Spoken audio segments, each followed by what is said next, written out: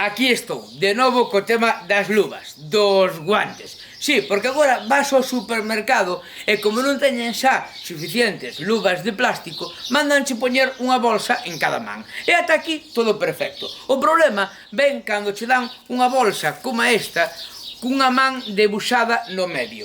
Para que sirve o debuxo dunha man nunha bolsa de plástico? Quen sabe? A min dá a impresión de que me están tomando un pouco por parvo.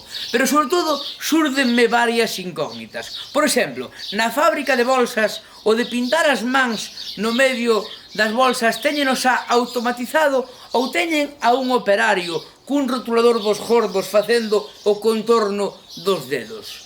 E o que é máis importante, imaginade unha situación mundial onde empeza a escasear o látex. Sí, o látex, ese material. Que será o próximo? Que nos van a recomendar poñer unha bolsiña destas ali onde ti máis eu sabemos? E o que é peor? Se nos recomendan poñer unha bolsa aí, virá cun debuxo do tema en cuestión. Agardo que non, porque as comparacións son odiosas. Ai, mamá.